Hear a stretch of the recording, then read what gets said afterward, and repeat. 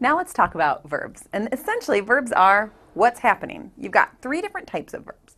You've got action verbs, linking verbs, and helping verbs.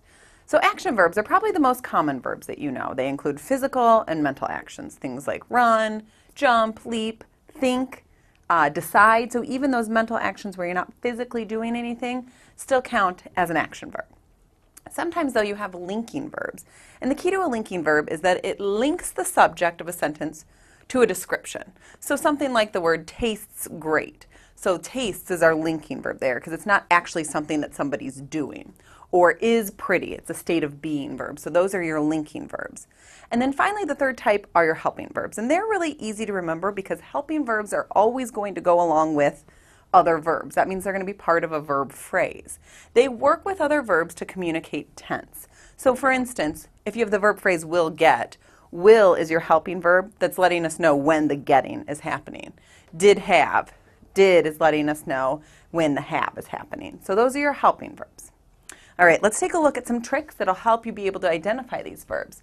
The first thing that you want to do is make sure you check your to be verbs. Okay? To be verbs are never action verbs, so that's one thing you can eliminate.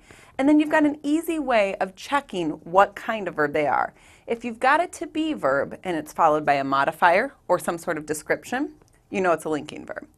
If you've got a to be verb and it's followed by some other verb form, whether it's an ing or a past tense, you know it's a helping verb. It's working with something else to help it out. So we've got a paragraph over here. Let's take a look at it and see if as we go, we can identify the verbs that are here. So we've got, I must go back to that pizza place. Well, I know go is an action verb, but must is also telling me when that's going to happen. So we've got must go back to that pizza place. The pizza was delicious. And I can see this was is followed by a description. It's a to be verb. I know this is a linking verb here. All right. The pizza we had was topped with cheese. So first, we had the pizza. That's something that we did. And then this is also describing it. So we've got another verb, was. It was topped with cheese, sausage, pepperoni. And that sounds really good. And it was covered. All right. So we've got was over here as our helping verb. That's telling us when covered happens. So that's an action. In black olives, they are my favorite. We've got another linking verb here that's linking they to being my favorite.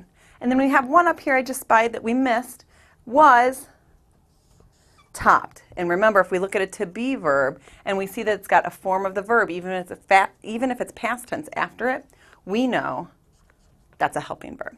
So there's some little tips and tricks with identifying verbs in your sentences, and this will help you when it comes to sentence-verb agreement and all sorts of other things in your writing.